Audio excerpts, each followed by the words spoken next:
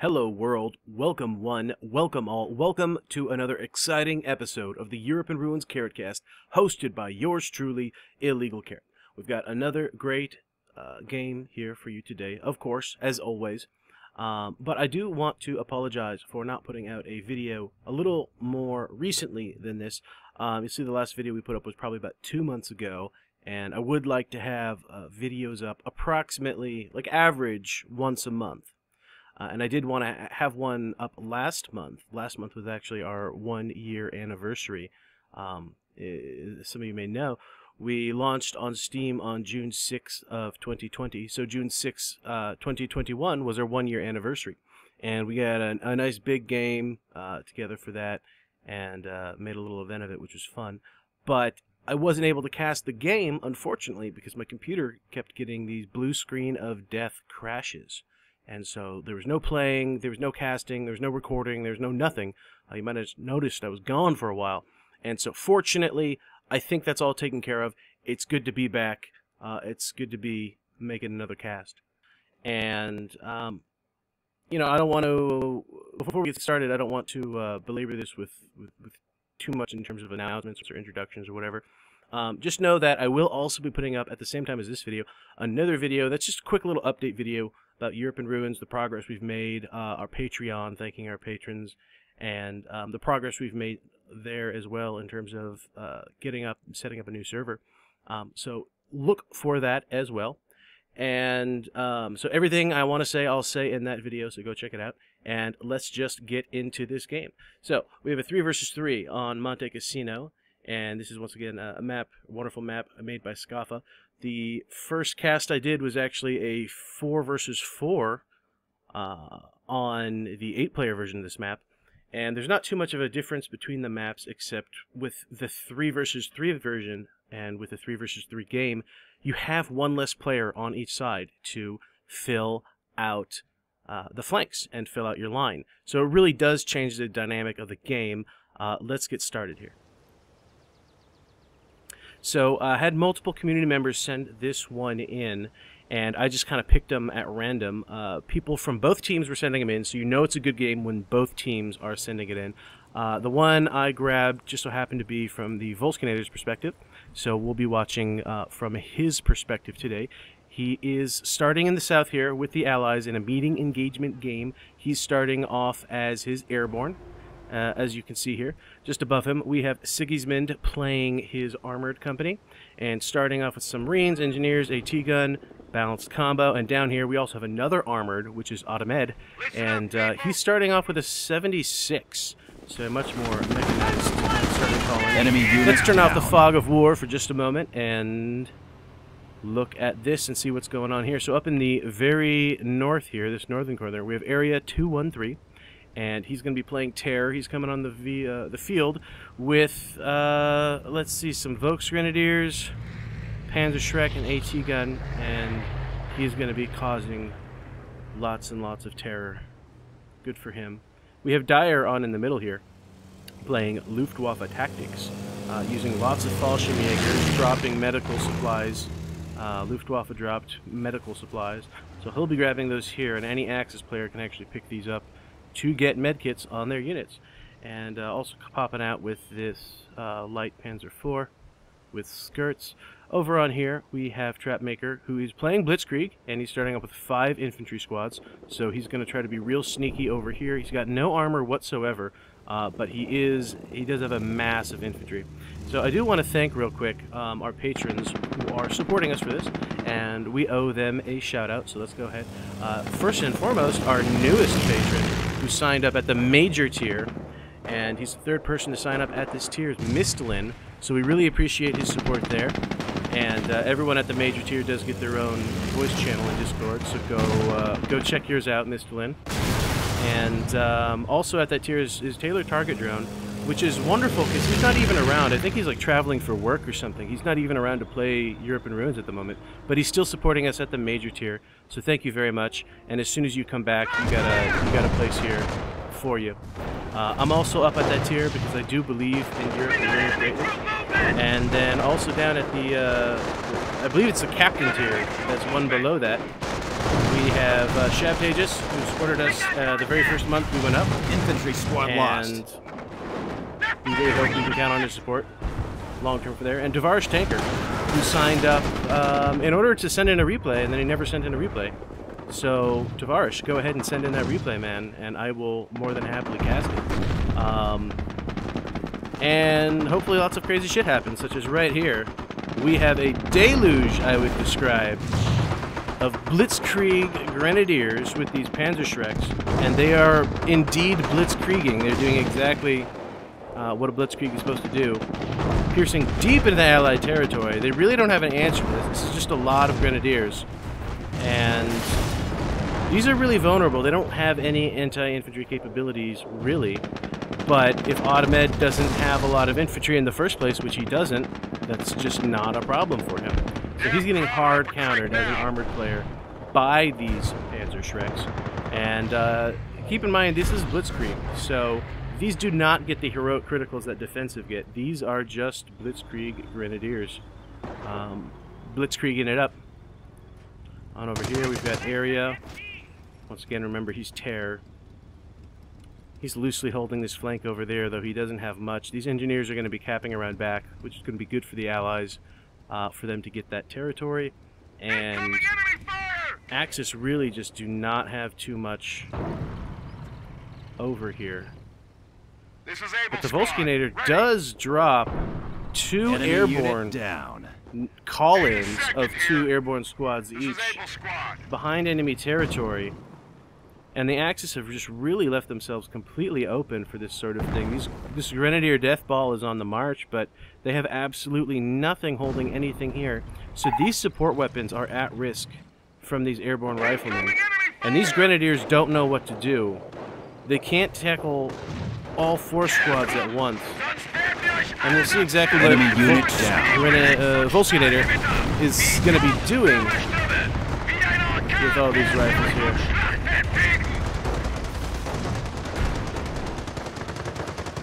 Well, not a whole lot with these 2 squads here.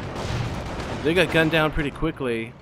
Against Fallschirmjägers in cover, these airborne were never going to win. But up here, we're having a little more success with these 2. That was at least a successful diversion. And this MG is almost dead. These airborne riflemen are moving up. This pack, this mortar could be in a lot of trouble. This bike, enemy unit down. This bike is sacrificial, but it wasn't able to save the MG even.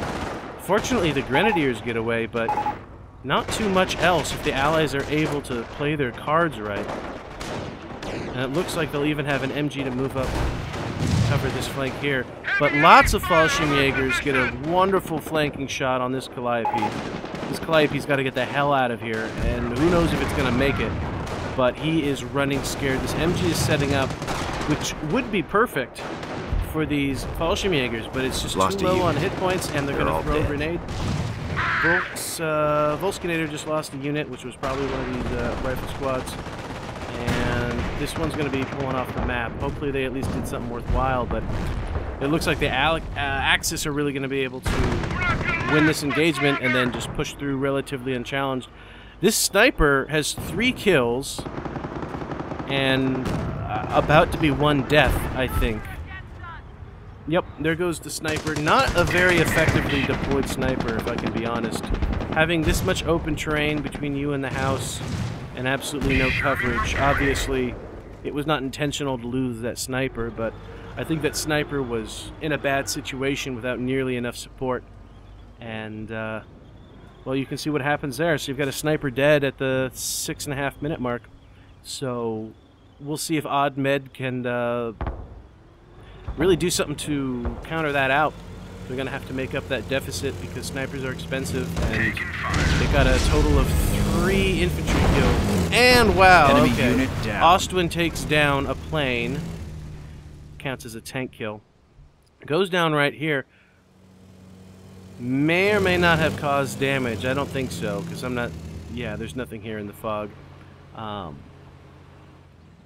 But we'll see just how many planes go down in this game. Anti-air is something that we've more effectively implemented in Europe and Ruins, and had an update more or less.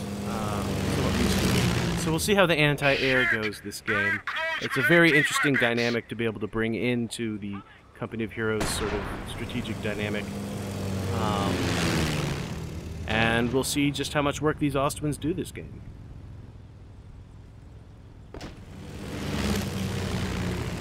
Okay, Trapmaker has some bikes coming in, going for the sniper. But these Marines should give it good coverage so long as Sigismund is paying close attention. Yeah, these bikes should go down. Enemy unit down. Sniper is fairly lucky, and it might not be so lucky, so let's see what goes on here. Is this a firestorm? Firestorm. It looks like the sniper makes it clear. What about the MG? The MG seems completely unharmed, actually. That firestorm was fairly ineffectual. Hardly damaged the AT gun. Just gets a nice flanking shot on that Austrian. Austrian comes in here, kills what, 3, 4 Marines, 5 Marines, and has a destroyed engine. So Austrian enemy looks unit like it's gonna down. go down if this Jumbo can just take this shot. This Jumbo's gonna take a lot of hurt just to get that kill in. So he uses the Austrian as effectively as he can, but that was probably not worth the loss of the Austrian there for 5 Marines. Although this Jumbo did make a huge sacrifice just to get the kill shot. So that's a lot of damage that, in theory, you could attribute to the Austrian. Lots of Shreks up against this Sherman. Yeah, regular non-infantry riflemen are not going to be nearly as effective as like infantry company riflemen or some other form of elite infantry. So they can't stand against grenadiers toe-to-toe necessarily. But all these Panzer Shreks means that A, the grenadiers don't have LMGs, and B, they don't even have Car 98s because they're carrying Panzer Shreks. So some sort of infantry in here would be good. We've got 2 armored players, so some assault engineers might be good to clear out these grenadier blobs, or maybe even these Fallschirmjäger blobs. Although, you know, effective use of suppression like that, this squad is probably toast if the Allies are able to enemy unit play down. their cards right here. There it goes. That's down. Some good hits on the half-track as well. And these 2 squads are pretty dinged up, so they're gonna have to get out of there. Run for their lives! Panzer IV in on a Sherman and a Jumbo 76 is not the best idea, but everybody here is pretty badly beat up, and we've got some Panzer Shreks inbound, so the Axis could try to turn this situation around, but this sniper is going to make pretty quick work of these Grenadier squads. And Tiger comes in the mix, blitzkrieging Tiger. So this could completely change the situation for the Allies. These Grenadiers do not have heroic Brits, they're not defensive, so this sniper is going to, thin them out pretty quickly. And now this Tiger is up against 3 very damaged opponents, but it is also completely unsupported. So this Jumbo takes a hit, and this Jumbo and this Tiger are going to trade. Casualties Jumbo does reported. have Pershing armor, so you're looking at Pershing armor versus Tiger armor. Although the Tiger does have a more effective gun, the Jumbo was able to launch some white phosphorus at it and disable it for a moment. Volskinator Sherman goes down here, but this Jumbo might just be able to pull back far enough to survive, or at least retreat off the map. We've got an artillery barrage coming down here, strafing run it looks like. Does absolutely nothing. I understand what he was trying to do there, but he didn't do it very well. But it might not be necessary. It might have just been a useful distraction, because this Tiger, completely unsupported, goes down. This M10 wipes out this one squad here. This sniper is actually able to recover from this position, take out the other Grenadier, and force them off. The sniper actually almost saved the day, and this M10 did an excellent job of finishing off that Tiger. I don't know what Trapmaker was thinking. That was a huge overextension. He got greedy. He didn't target prioritize, and he didn't get out of there when he should have. So there goes a Tiger. Enemy unit down. Audemed is starting to do the very same thing, because those are some completely unnecessary shots on this 76. And, you know, his teammates don't have a lot of stuff out on the front to give it support. So on the one hand, I feel for him because his teammates aren't giving him support. But on the other hand, if you have a 76 Sherman, you can't be using it in such a way where it doesn't have support like that. You just can't. And you will take shots, just like he did, if you do that. Fortunately, as if on command, Volsky comes down with some airborne rifle. Enemy unit down. They're going to be filling out the line a little bit. These are some desperately needed units out of the Allies. I haven't really seen a lot of airborne out of Volsky so far, and he is playing airborne. So I was wondering when you'd start to see him. I think what he's doing is he starts off with regular units, ground-based units, and he just calls them out willy-nilly so that they start coming in. And he just racks up his call-in timers. He doesn't really worry about it, because halfway through he switches over to airborne units that paradrop in. And those paradrop in 15 or 30 seconds, no matter what, no matter the call-in timer. So I think he might be trying to maximize his call-in timers that way, which is a pretty brilliant move. And they're going to need every advantage they can get against a Tiger. Another Tiger from Trapmaker coming out here. Hopefully this one a little better supported, and with all these Grenadiers around, it certainly looks so. Allies really don't have much of a front. They've got nothing over here. There's nothing in this sector. Either side could capture this sector very easily. But instead, they very weakly hold the front here. And it looks like everyone's gathering together in one place to push this flank. Put a lot of pressure over here, perhaps even a lot of pressure on the Tiger. But meanwhile, Dyer sees an opportunity. Excellent game sense. He sees 3 players pushing over here. He comes in with this flank with 2 half-tracks, Kettentrag, and it looks like Panzer IV of some sort. But this push over here, these Grenadiers are running. This Tiger has not been contributing. Down. It's coming into the fight now. Let's see what happens. Again, very poorly supported. He should not have stayed to fight. He should have kept going, including with these Grenadiers. Now he's sticky. This is a really bad place to be for this Tiger. He can potentially navigate throughout the village, but these Grenadiers are about to go down. These are not defensive Grenadiers. They cannot enemy unit take this kind of punishment. He gives 2 Panzerschrecks to the airborne player. So now the airborne squads have Panzerschrecks on them. The Tiger, fortunately, looks like it's getting away, but it's not going to be able to outrun this M10 even on this road. Dyer is not wasting any time. He capitalized perfectly on this opportunity. He cleared out this section here. Was not able to completely destroy the support weapons before being forced off by Audemed 76, but he knows when to get out of there. He knows when to scoot. And that's exactly what he's doing. Panzer Elite, with this kind of mobility, with these infantry half-tracks, with this armored, with these, you know, 4-man, tight, efficient units, they really can get in and out of situations pretty effectively, especially with their sprint. And he's able to push, back off, push again, and keep applying pressure, which they need to because this Tiger has taken a tremendous beating, 16 kills, and just takes out the M10, but could be about to go down on its own. It's one last Panzerschreck, taking lonely pot shots. Sticky bomb goes off, another Panzerschreck, main gun destroyed, destroyed engines, so now this Tiger is virtually helpless. Enemy unit down. Goes down, so Trapmaker loses his other Tiger as well. Airborne Rifleman pulling off after that. They have a Panzerschreck, they have 3 men left. They could try to survive, but I think at this point they've earned a little R&R. Volsky's pulling them off to save that veterancy. Allies are making tremendous gains over here, although that was another kind of wasted strafing run. Did not accomplish much. It did force the Volsks off, I guess, but not much beyond that. Sigismund has lots of infantry in the center here, but what is he doing with them? Not much at the moment. You see, he's got these Marines with double Zooks, right? Is that what they've got? Oh, no. So these Marines have 1 BAR for 35 munitions and 1 bazooka for 50 munitions. And so do these guys. Okay. So he's got these 2 dual-purpose squads. Between them, they've got 4 bazookas, 2 BARs, and a couple extra men. So there's a decent amount of firepower and versatility that ARM is able to bring to the table. Let's see how this engagement goes against a single Panzer Grenadier squad. So these guys are decently outnumbered, but the 2 BARs are really just able to put out a decent number of shots that's going to cause damage eventually no matter what.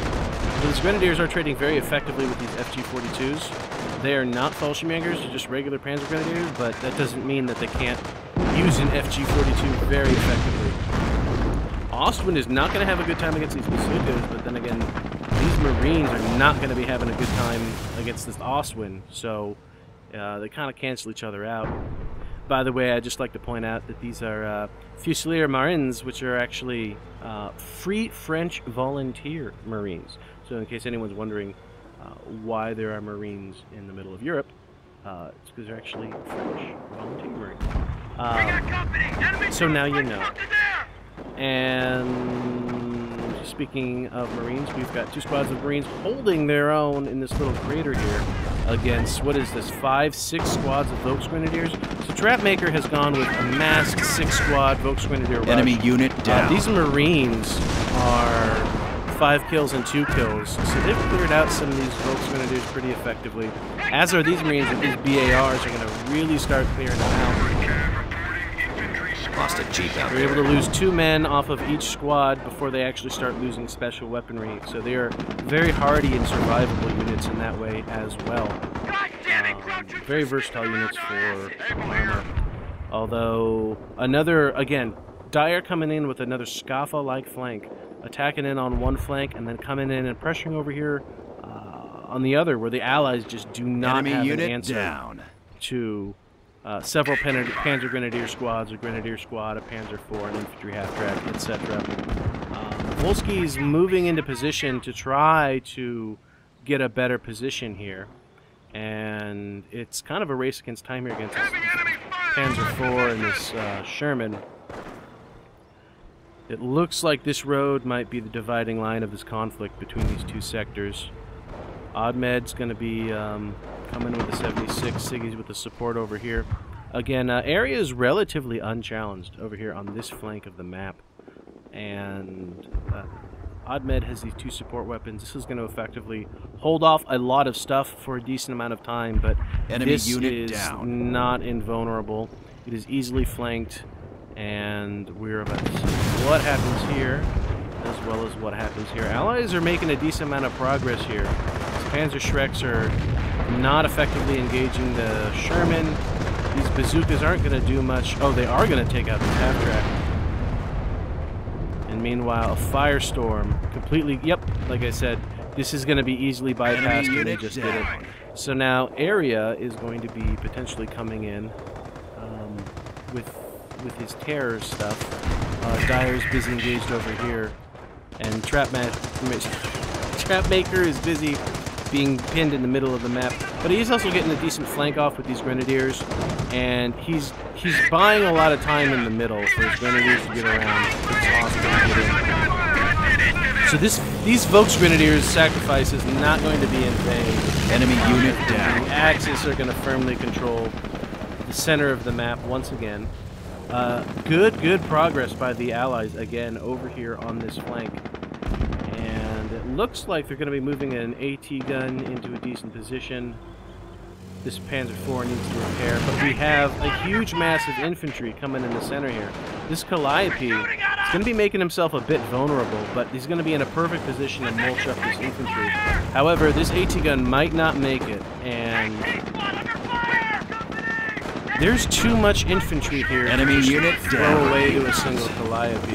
Annihilated. And it looks like one of these airborne squads is even going to survive. That was a lot of infantry for the Axis to lose very quickly.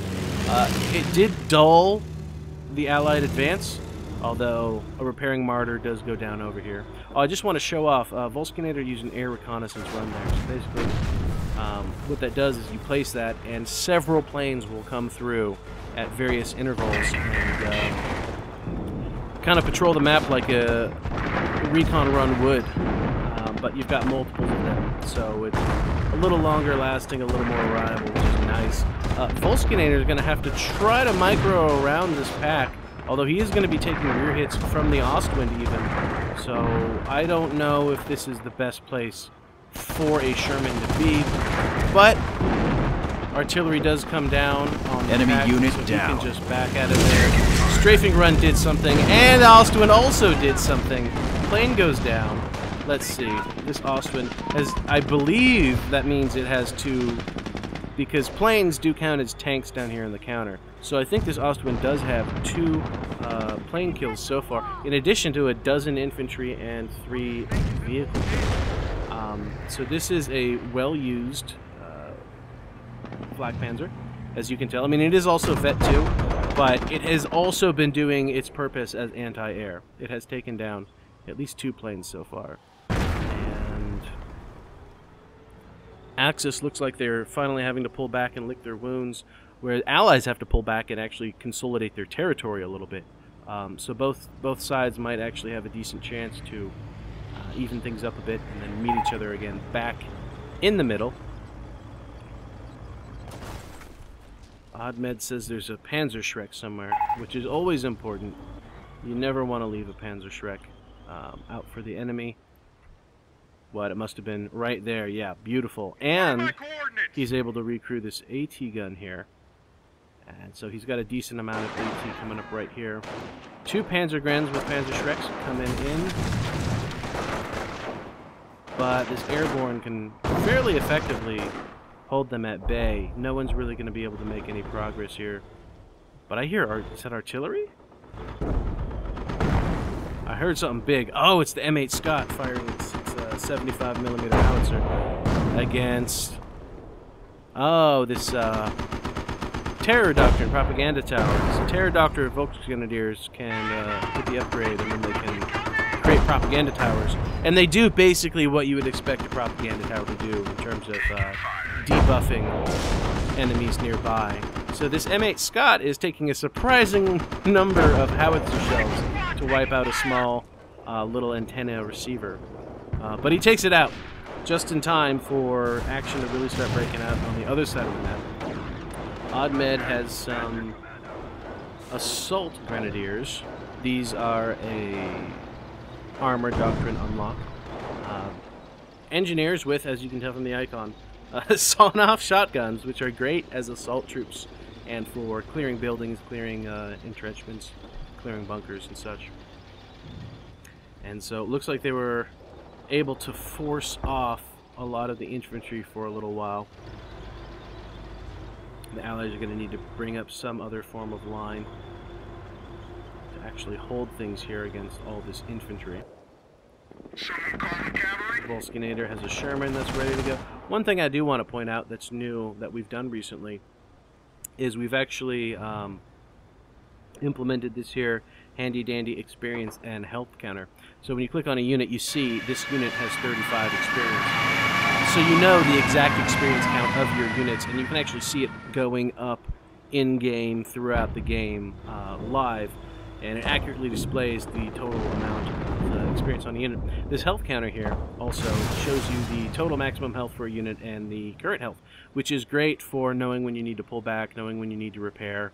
And, you know, as you repair, you see that number tick back up, so it tracks your unit's current HP live, which is great. So this is just a handy little tool that we implemented recently. So check it out. It's a real worthwhile. Looks like Axis and Allies are both consolidating their positions over on this flank.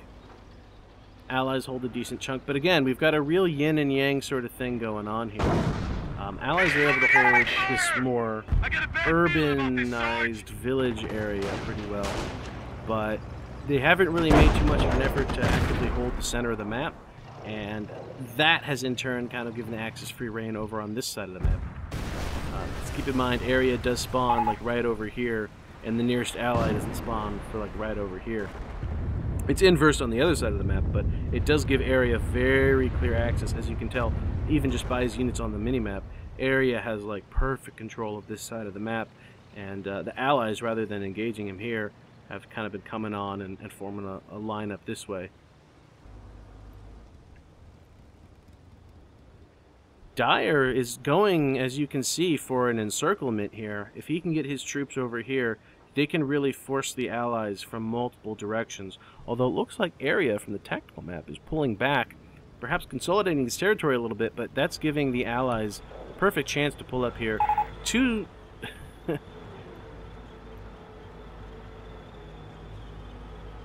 call-ins of 2 assault grenadiers each. I mean, let's just see what happens here with these assault. Enemy unit down. assault engineers. They very quickly took out those Volksgrenadiers. That MG never stood a chance. They're wonderful assault troops. They have elite armor as well, I believe, if I'm not mistaken. Area gives these two Calliopes, from two different players, two perfect rear armor shots. Another penetration from this Calliope. And another penetration from the Calliope. So at this point, Area has taken way too many penetrating hits from 75mm Calliopes to really let them get away with this. Not a great Calliope barrage. It does some damage, but it just forces the Audemed back for repairs. Or just forces him back a little bit. I don't know if he even has any repairs left. Dyer gets this perfect encirclement in on the allies here. Fallschirmjägers and Panzer Grenadiers and Assault Grenadiers are coming in. Perfect flank. And he's got 3 more sections of infantry over here coming in with Panzer Schrecks. This was an excellent encirclement action by the Axis. And like Infantry squad lost. That's kind of how you do it. I don't know. That was very textbook, and really good job to the Axis for pulling that off, especially Dyer, coordinating multiple sections at once. Meanwhile, on this flank, Axis and Allies are tangoing up. Assault engineers getting chewed up by this Audemed.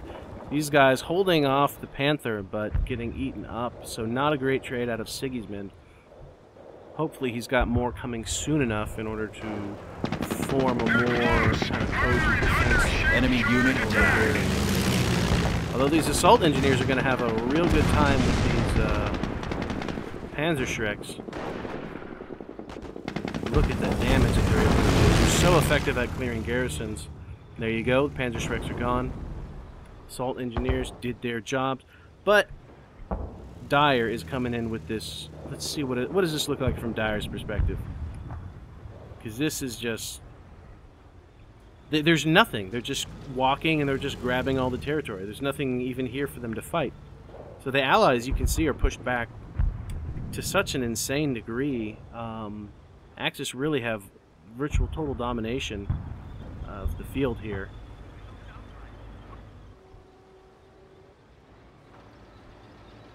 Turn off the fog again and see what's up here. The TheVolskinator has a nice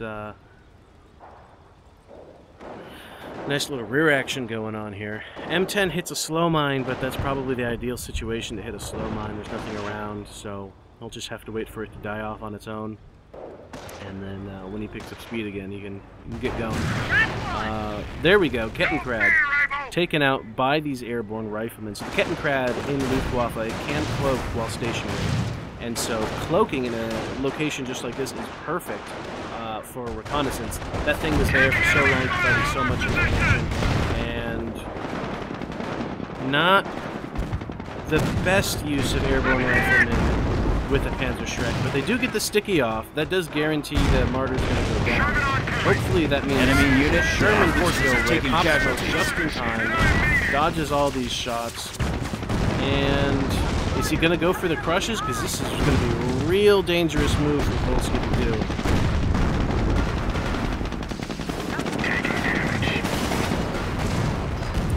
M10 doesn't quite get the crushes, but it's able to cause enough disruption that those Panzer Schrecks are not able to do their jobs. Marines get a Panzer Schreck. Meanwhile, assault engineers over here going up against the Fallschirmjägers. This is a nasty fight. This enemy unit down. down. The squad's getting wiped. One lone Fallschirmjäger here is going to get mulched up. Bye-bye. Marines with a Panzer Schreck are a very scary sight. But the Allies just don't quite have enough to hold the line. Volsky has one unit on that is repairing, so he has units on the way. Let's see what he pulls out. I think the Allies just really need more infantry to hold the line, to recrew all of these weapons. We got an MG here, we've got an AT gun there. Yeah, he just grabbed an MG there, I think. A single squad of infantry could capture, I think, this entire flank. So infantry is exactly what Volsky pulls on. Still not using his airborne infantry. Still using regular old infantry. Not exactly sure why. I believe airborne infantry have better stats overall. Might Might even be a better deal than regular rifles. But here Volsky is running regular riflemen as if he were an infantry company. I guess there's just no breaking old habits. So up here, the Sherman Calliope is engaging another radio and tower, which takes a surprising number of tank shells to destroy. But it is what it is. Marines with Panzerschreck. Yeah, so here we go. Propaganda tower does its propaganda tower thing. And this thing may have paid for itself just with that one debuff alone. We're going to see what happens here with this Panther, with this Panzerschreck. Okay, we're just deflecting. 2 martyrs coming in from Dyer. This Calliope is going to be in so much trouble, not able to get away. He didn't have a smoke. And, out of control, starts running over all these Marines. Enemy unit down. Real nasty. The Marines with the Panzerschreck go down. These guys don't have long. You might as well treat them. Yeah, just like that. Volsky's bringing up the rifles just to throw something into the fight. And Audemed has a perfect AT gun, but these Fallschirmjägers are just going to make quick work of him. And it's going to be difficult to counter these Fallschirmjägers. He needs to be in the cover here first before the grenades are good. The Fallschirmjägers are just going to make very casualties being reported. The Ostwind. Allies almost completely removed from the map.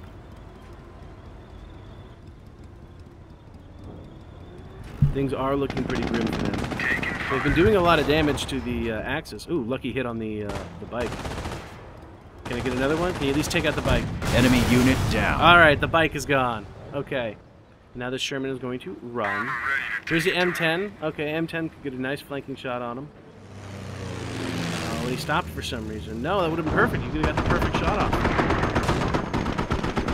But the M8 was at least able to get another infantry kill and wipe out another squad, which was very good. Every squad is going to start mattering at this point.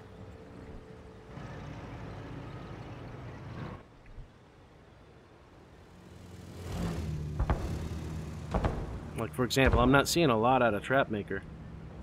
So I'm wondering what he's got left in the tank. Another recon run from Volsky. You can see just how effective these recon runs are, how exactly they work, and how effective they are. Looks like the Axis are pulling a recon run of their own. Everyone's just trying to get an idea of what's going on the map. Ostwind has not shot anything down yet. Lands a hit, but no kill. 27 infantry, 4 vehicles, and 2 planes so far.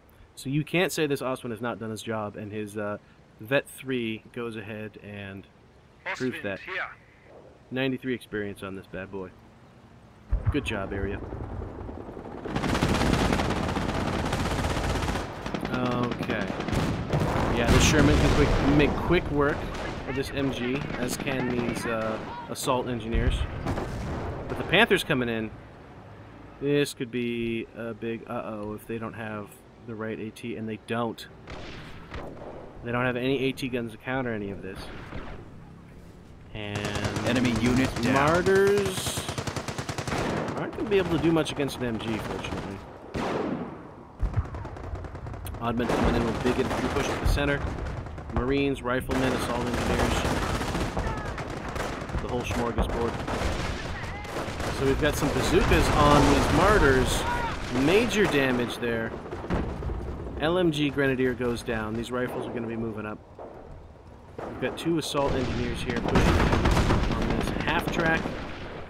M8's going to be getting some good shots in. I'm not sure if the shotguns are really able to do much of any damage to the half-track. But the enemy unit caliber is, down. and the 37mm is, and it goes down. Meanwhile, Fallschirmjägers, still 2 Fallschirmjägers alive. Sticky bomb off on the Panther. That's really going to affect the Axis at this point in the game. They can't be getting sticky bomb engines like that. Meanwhile, 1 Fallschirmjäger somehow survives. Hero Fallschirmjäger. But Dyer cannot pull this guy off. They're going to need every single squad of infantry they can possibly muster, every single last model. So this guy is going to have to go in the backfield, heal up, and then cap a flank or hold a sector or just die fighting. Not a lot left from anybody.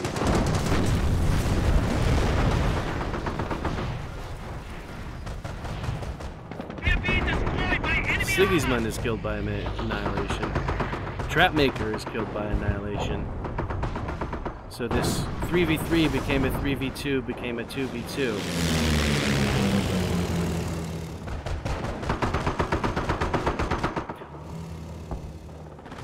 TheVolskinator does not have any units on the field at the moment. This is really leaving Audemed on his own.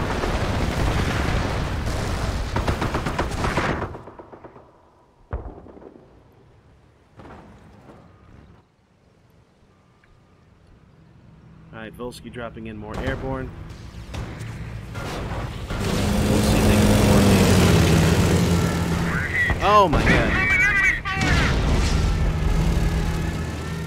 Oh, 2 planes going down at once.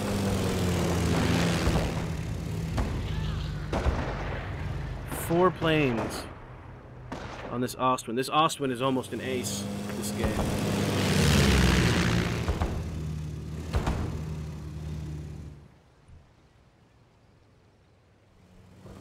Alright, Volskinator. Fortunately, there we go.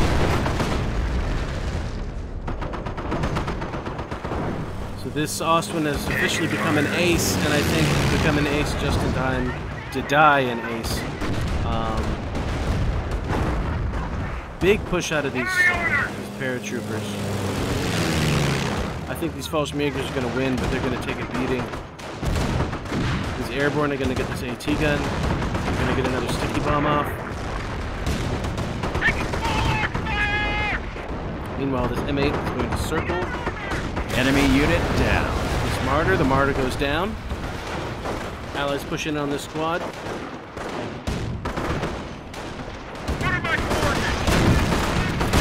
AT gun is bugged, unfortunately. Casualties being reported. So the Ostwind goes down, but so do the airborne. The M8 continues to circle around, getting behind this AT gun. Damaged engine, but Audemed is still able to micro it fairly effectively.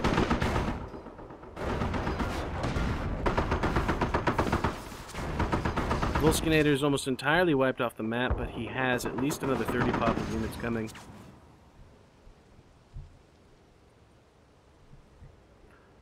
Audemed and Volskinator are fairly evenly tied up between Area and Dyer, it looks. Dyer has a decent number of Fallschirmjägers, and he's fairly effectively spreading them out to capture the maximum number of sectors at a time. But the Axis control of territory is so tenuous that, yeah, some airborne dropping in like this in the backlines might really mess up your day. Although I will say, dropping in all these airborne in the backfield like this, I think was a really bad idea. You lost a lot of infantry to one squad, and now an Ostwind is going to come in and mess up your day. Okay, you forced off 2 squads. They're firing on us! Okay, this could work. This could work for the Allies. He's gonna grab that AT gun. All right.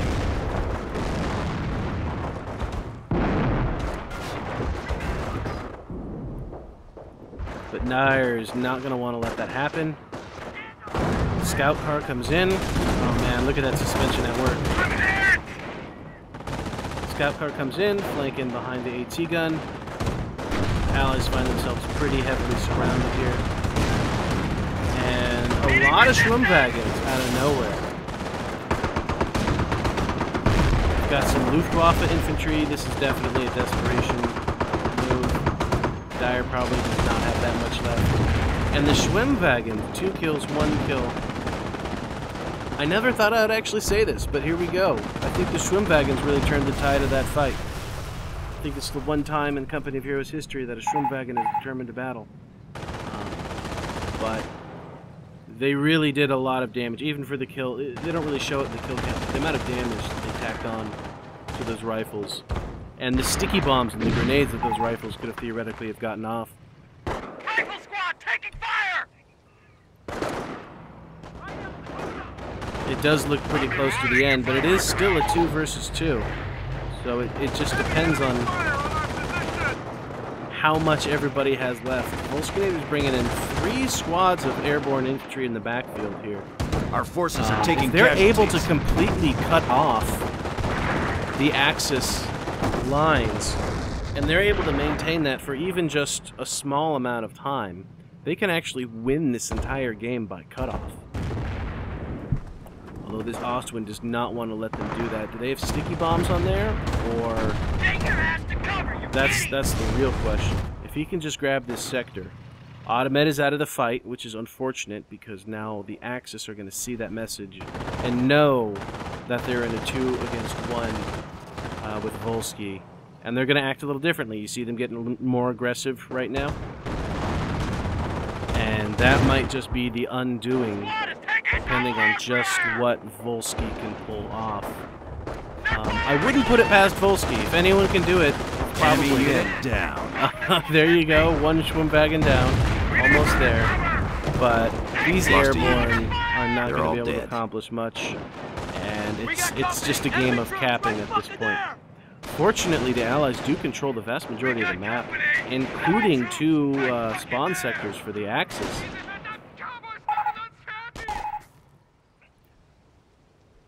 What population are the Axis at? They're at 37, so they're not low enough where they're really at risk of losing this.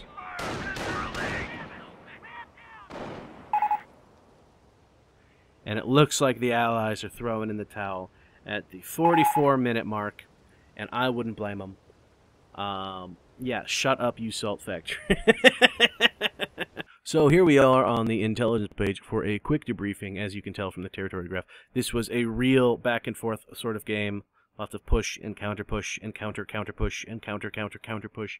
And, you know, the kind of, like, intense, fun stuff that we love to have on the show. So thank you once again for everybody who sent this on in, and thank you to the community. Please send in more. Either send me a message on Discord, post it in the replays channel, and tag me, or something of the sort. I will check it out and maybe give it a watch.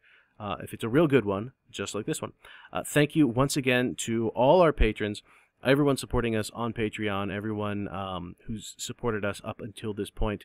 We really appreciate it. If you're not already a supporter, you can be for as little as $3 a month. We really appreciate it. We really want our thing to be, you know, pay as much or as little as you want. So, you know, $3 a month if you're able to afford that and you'd like to support the mod, we are always there. And we really do appreciate it because it does help us. And like I said, check out the other video that I will be putting up. That's going to have a quick update as to everything we've got going on over here, because I know you guys would like to stay in the know about that.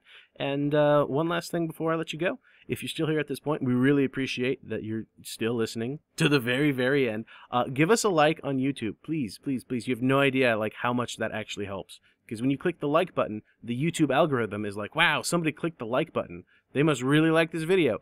So every person who does that, it shows our videos, it shows our channel, it promotes it so much more on YouTube. And if you were to subscribe as well, you know, not only will you get notified every time we put out new content, but it actually helps us by telling YouTube, like, hey, I like this channel so much, I subscribed to it.